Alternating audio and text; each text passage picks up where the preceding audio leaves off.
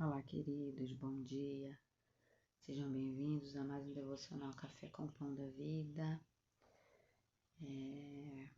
Hoje nós vamos estar dando continuidade ao capítulo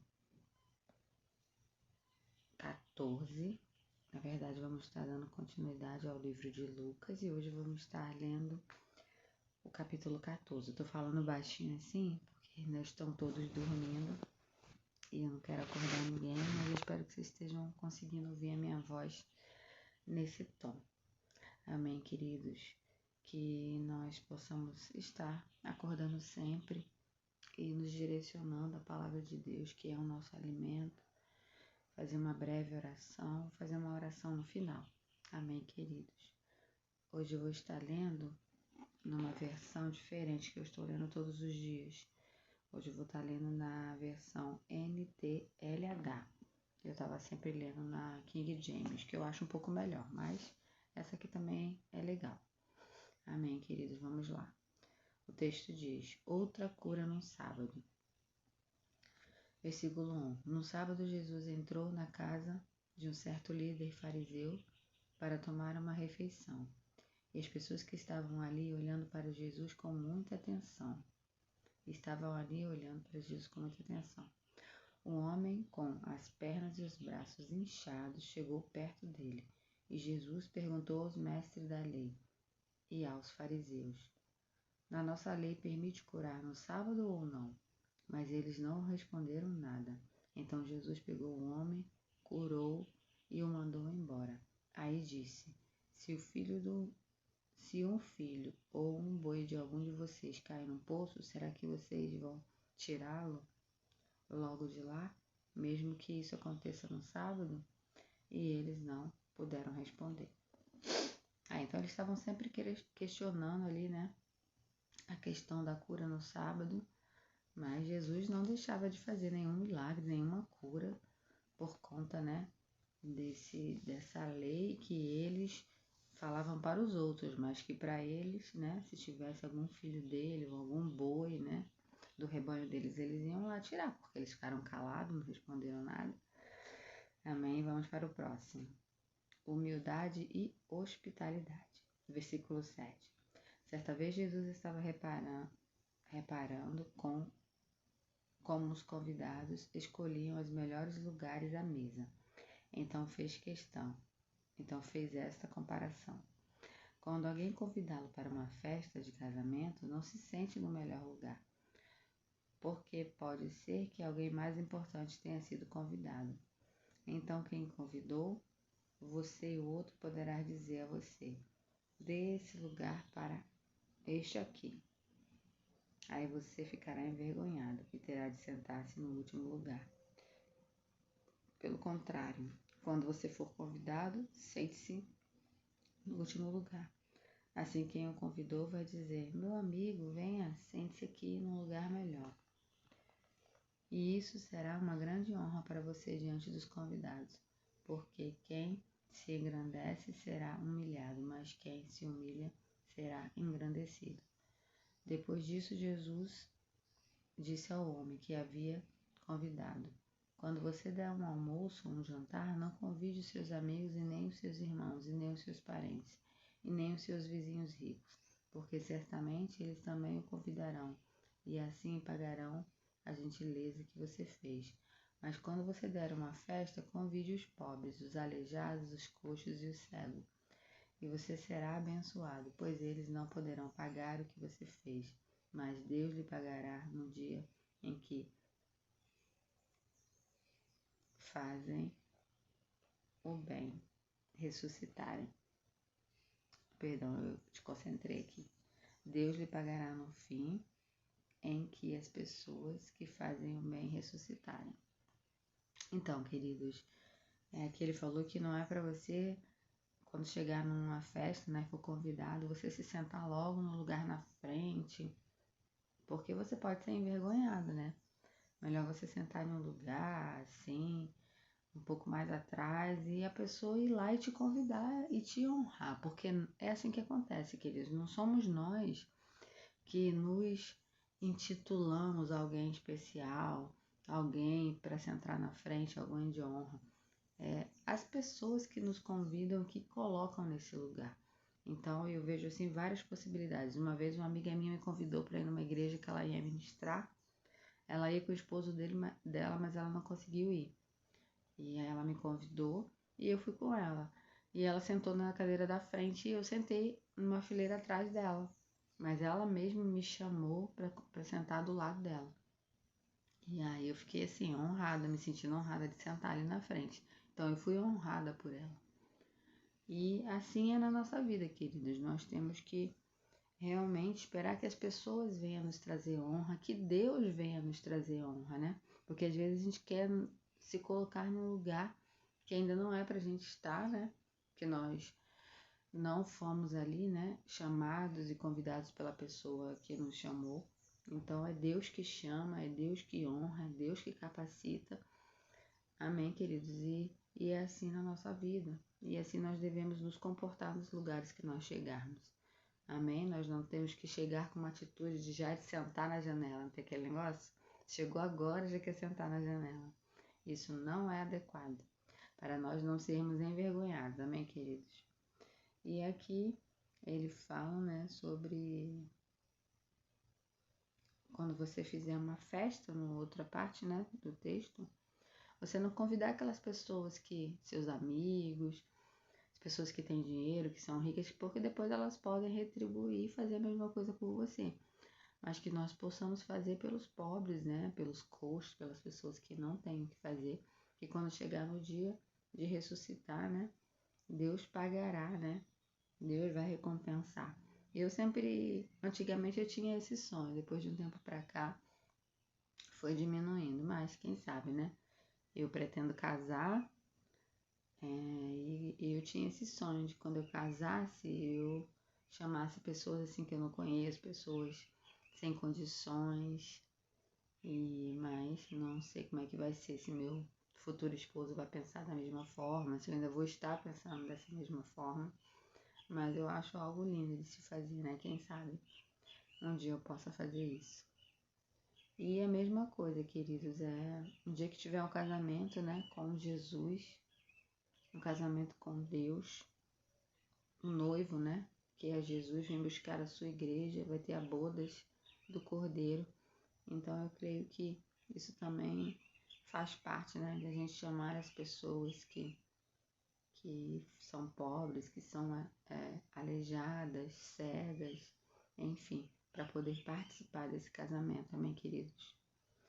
E aí o próximo texto diz, a parábola da grande festa. Um dos que estavam à mesa ouviu isso e disse para Jesus, felizes os que irão sentar-se à mesa no reino de Deus. Então Jesus lhe disse, certo homem convidou muita gente para dar uma festa que ia dar. Quando chegou a hora, mandou o seu empregado dizer aos convidados, venham, que tudo já está pronto. Mas eles, por um por um, começaram a dar desculpas. O primeiro disse ao empregado, comprei um sítio, tenho que dar uma olhada nele. Peço que me desculpe. Outro disse, comprei 5 juntas de boi, preciso ver se trabalham bem. Peço que me desculpe. E outro disse, acabei de casar e por isso não posso ir. O empregado voltou, contou tudo ao patrão, e ele ficou com muita raiva e disse, vá depressa pelas ruas e pelos becos da cidade, e tragam os pobres, os aleijados, os coxos e os cegos. Mais tarde o empregado disse, patrão, já fiz o que o senhor mandou, mas ainda está sobrando lugar. Aí o patrão respondeu, então vá pelas ruas, pelas estradas, pelos caminhos, obrigue os que encontraram ali a virem, a fim de que a minha casa fique cheia. Pois eu afirmo que nenhum dos que foram convidados provará do meu jantar. Então aqui também, né, essa parábola quer dizer, né, sobre a grande festa, né, o casamento do Cordeiro, como eu estava dizendo, né, porque pessoas nesse dia vão estar ocupadas com as suas riquezas, com o terreno que comprou, com o rebanho, com o casamento, né, e não vão estar preocupados com o convite do Senhor, né, mas o empregado, né, o trabalhador de Deus, vai depressa pelas ruas, pelos becos, pelas cidades, igual eu estou fazendo aqui. Vamos todos falar sobre esse casamento, sobre a volta de Jesus. Vamos em todos os lugares, todas as nações, todos os becos, todas as ruelas, a todas as pessoas. E mesmo assim, ainda tinha lugar. Muita gente não foi. E aí o patrão respondeu para a gente continuar indo e quase que obrigar as pessoas a entrar para a festa. Porque ele afirma que nenhum que foi convidado provará, né, do jantar. Em outras versões pode ter escrito da ceia, né, da Santa Ceia do Senhor lá, quando ele levar a sua igreja. Então, queridos, isso é algo muito sério, né? Porque todos aqueles que receberam o convite de alguma forma e não aceitaram, eles não vão sentar à mesa com o rei. E nós precisamos pensar nisso. Amém, queridos? As condições para ser um seguidor de Jesus. Certa vez, uma grande multidão estava acompanhando Jesus e virou-se para ele e disse: Quem quiser me acompanhar não pode ser meu seguidor, se não me amar mais do que ama seu pai, sua mãe, sua esposa, os seus filhos, e os seus irmãos, e as suas irmãs, e até a si mesmo. Não pode ser meu seguidor quem não estiver pronto para morrer, como eu vou morrer e me acompanhar. Se um de vocês quer construir uma torre, primeiro senta e calcula quanto vai custar, para ver se o dinheiro dá. Se não fizer isso, ele consegue colocar os alicerces, mas não pode terminar a construção. Aí todos que virem o que aconteceu vão caçoar, dizendo: Este homem começou a construir, mas não pôde terminar. Se um rei que tem 10.000 soldados vai partir para combater outro que vem contra ele com 20.000, ele senta primeiro e vê se está bastante forte para enfrentar o outro. Se não fizer isso, acabará precisando mandar mensageiros ao rei enquanto ele estiver longe para combinar as condições de paz. Jesus terminou dizendo: Assim nenhum de vocês pode ser meu discípulo se não deixar tudo que tem. Então aqui Jesus está falando, né, as condições para ser um discípulo dele, né? Nós devemos amar a Jesus acima de toda e qualquer coisa e acima de nós mesmos, né? Nós temos que amar a Jesus, né? Acima de tudo, com toda a nossa força, porque no Antigo Testamento tem um versículo que fala isso, que nós devemos amar a Deus, e Jesus é a expressão exata, né, de Deus aqui na Terra. E para nós sermos um discípulo dele, nós não devemos valorizar mais um filho nosso ou uma mãe nossa. Ontem mesmo eu estava na igreja, numa reunião de mulheres, queridos, vou contar um testemunho aqui para vocês.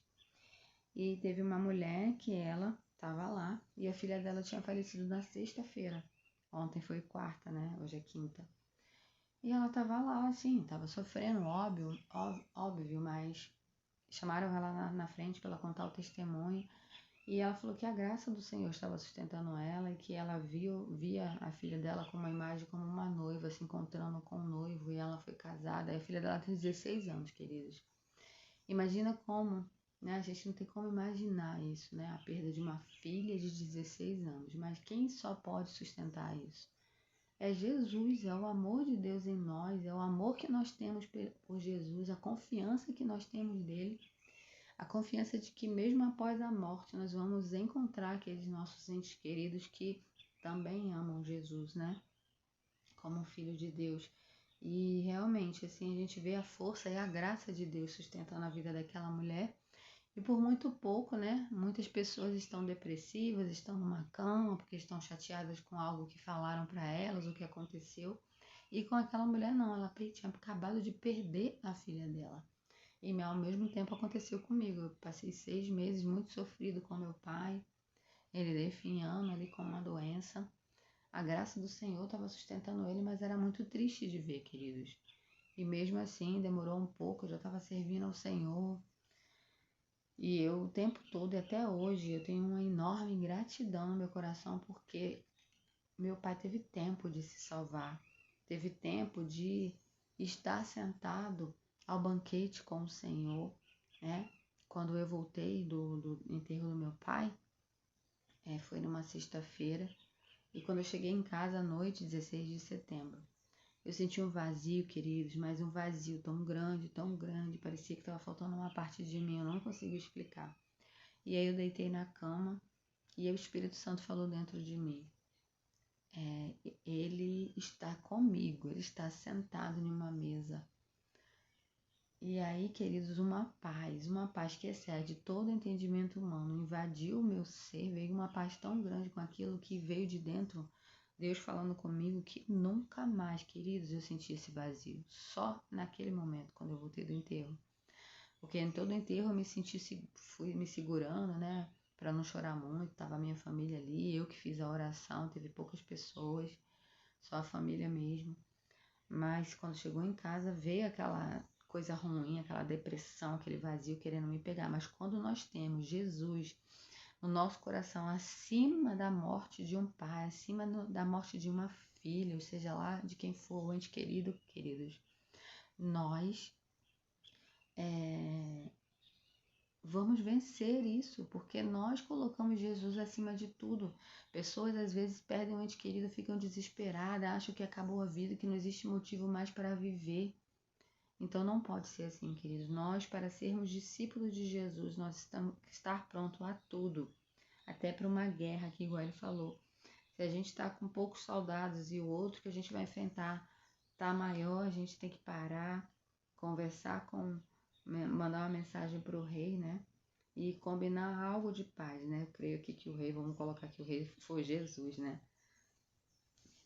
E aí nós vamos pedir paz para Jesus, aquilo que nós não podemos enfrentar, nós chamamos o rei, né?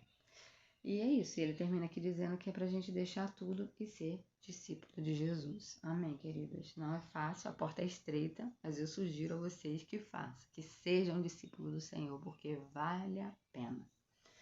E aqui tem sal sem gosto, próximo texto, a partir do versículo 34 diz: o sal é uma coisa útil, mas se perde o gosto, deixa de ser sal. É jogado fora, pois não serve nem para a terra e nem para o monte de esterco. Se vocês têm ouvidos para ouvirem, que ouçam. É porque tem uma parábola do Senhor, diz que nós somos o sal da terra, né? Nós viemos para salgar, para dar tempero, né? E quando esse sal perde o gosto, né? Quando nós perdemos esse gosto, esse tempero pelas coisas do Senhor, de estar ali, ele não serve mais para nada, queridos, né? Ele não vai fazer efeito e só vai servir para um monte de esterco, né? Meu Deus, isso é forte. E ele diz: se vocês têm ouvidos para ouvirem, que ouçam. Que nós possamos, né, queridos, ter ouvidos para ouvir. Esse texto de hoje, esse capítulo hoje é menor do que os outros. Já acabou, achei que ia ser um pouco maior. Então é isso, queridos, que nós venhamos, né, estar fazendo assim aqui seguindo, né, esses evangelhos, fazendo o que Jesus fazia e ouvindo esse convite, né, do Senhor, passando, convidando outras pessoas, né, queridos. A palavra do Senhor é maravilhosa e ela se renova a cada dia. Quanto mais nós lemos, nós vamos criando um depósito dentro de nós, queridos, e vai nos fortalecendo, né, para vencer as situações do dia a dia, porque no mundo nós teremos aflição, né? Mas Jesus venceu. Nós estamos com Jesus, ele está sentado ao lado do trono de Deus e espiritualmente também nós estamos sentados. Então nós venceremos todas as coisas, assim como Jesus venceu. Amém, queridos? Então hoje, é só até aqui. Amanhã vamos estar lendo o capítulo 15 e eu espero que vocês estejam meditando nessa palavra, pegando a Bíblia de vocês. Vocês que ainda não têm uma Bíblia de papel, baixem no celular, é só baixar um aplicativo de alguma versão que vocês gostarem e criem um hábito, queridos, de estar lendo a palavra do Senhor todos os dias, como eu sempre falo, buscando ao Senhor, como diz aqui o devocional, tomar um café com o pão da vida. Ao invés de você se levantar e logo tomar o seu café, que você venha tomar um café com o pão da vida, que é Jesus, né? E alimentar o seu espírito. Amém, queridos? Então vamos orar. E eu creio que a partir do momento que vocês fizerem isso todos os dias, a vida de vocês vai mudar. Amém, queridos? Obrigado, Senhor. Obrigado, Pai, por mais esse dia. Obrigado pelo teu amor que foi derramado nos nossos corações, Senhor. Obrigado, Senhor, porque nós podemos amar o Senhor acima de todas as coisas, Senhor.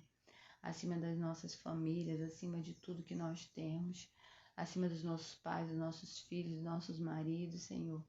Obrigado, Senhor, porque o Senhor é o Adonai, é o Senhor das nossas vidas. Sem o Senhor, nós não podemos ter a salvação, a vida eterna, Pai. Mas nós te amamos, Senhor. E nós declaramos nessa manhã que nós te amamos. Por quem tu és, pelo teu caráter, pelo teu sacrifício, Jesus, na cruz. O Senhor foi tentado em todas as coisas. A palavra diz que o Senhor foi tentado em todas as coisas e nenhuma o Senhor pecou, o Senhor venceu, o Senhor foi obediente. E que nós possamos, eu sei que não é fácil, mas que nós possamos também, Pai, vencer todas as tentações. Quando nós não conseguimos, Pai, que o Senhor nos livre do mal, Pai, em nome de Jesus. Obrigado, Senhor. Obrigado, Senhor, por nós olharmos para as pessoas que têm necessidade, Senhor, que nós possamos dividir o que é nosso, que nós possamos, Pai, convidar as pessoas pobres, cegos e coxos para o teu casamento, Pai, com a boda da tua igreja, que todos possam entrar, Pai, para esse grande casamento, Senhor. Não só as pessoas ricas, não só as pessoas de condições, mas todos, Senhor. É do teu desejo de convidar tantas pessoas a tantos lugares vazios, esperando as pessoas se converterem, Pai. As pessoas aceitarem o teu convite, Pai. Oh, aleluia! E eu faço esse convite agora. Você que ainda não confessou Jesus como Senhor, Salvador da sua vida, que você coloque a mão no seu coração agora e você fale: eu me arrependo de todos os meus pecados até aqui e eu aceito o convite. Aleluia, aleluia, eu aceito o convite. Eu aceito Jesus como Senhor da minha vida. Eu aceito o convite para estar com o Senhor no casamento com a sua igreja. Eu aceito o convite de estar sentado num banquete celestial junto com o Pai. Aleluia, aleluia, eu aceito esse convite. Eu aceito. E eu perdoo a partir de agora todos aqueles que fizerem mal a mim, que fizeram mal a mim. Querido, se alguém vier agora à tua mente, a primeira pessoa que vir na tua cabeça, peça perdão a essa pessoa, libere perdão a essa pessoa. E a sua vida será destravada, assim como aconteceu comigo, queridos. Oh, aleluia, aleluia, confesse com a sua boca. A palavra de Deus diz que quando nós confessarmos com a nossa boca e cremos com o nosso coração que Jesus é o Filho de Deus e Ele foi enviado por Deus para nos salvar, nós teremos a salvação eterna. Não porque nós somos bons, porque nós somos ruins, mas porque é de graça. A graça do Senhor está tudo pago na cruz do Calvário. É só nós termos fé no Filho de Deus e crer na nossa salvação. E a partir de agora, existe um caminho, uma caminhada de aprendizado do amor de Cristo, da largura, da altura, da profundidade, que vocês venham ao longo do caminho entender esse amor a cada dia, mais e mais, queridos. Aleluia, aleluia, em nome de Jesus. Amém. Obrigado, Senhor. Obrigado pelas pessoas que ainda irão ouvir esse áudio, Senhor. Que elas possam ser alcançadas pela tua palavra, que elas possam ser salvas, que elas possam ser curadas e libertas, Senhor. Eu creio em libertação. Eu creio, Senhor, em salvação. Eu creio em mudança de rota, de história, Senhor, em nome de Jesus. E eu creio muitas e muitas mais pessoas nesse casamento, Pai, para a honra e glória do Senhor Jesus. Amém, amém. Amém, queridos. Eu desejo um dia abençoado para vocês. Aproveitem o dia de vocês. O dia de hoje é um presente, que você possa usufruir desse presente, dessa dádiva de Deus. E estar agradecendo pelo ar que nós respiramos, pelo fôlego de vida, por tudo que nós temos nas nossas mãos. Amém, querido. Nós possamos ser gratos por tudo isso. E principalmente ser gratos pela nossa salvação. Amém. Tenha um dia abençoado. Desculpa aí se eu fiquei um pouco lenta na leitura, porque acabei de acordar, mas eu creio que aquilo que eu não soube passar, o Espírito Santo vai estar passando para vocês. Amém, queridos? Fiquem na paz e até amanhã com o capítulo 15. Amém? Tchau, tchau. Fiquem com Deus.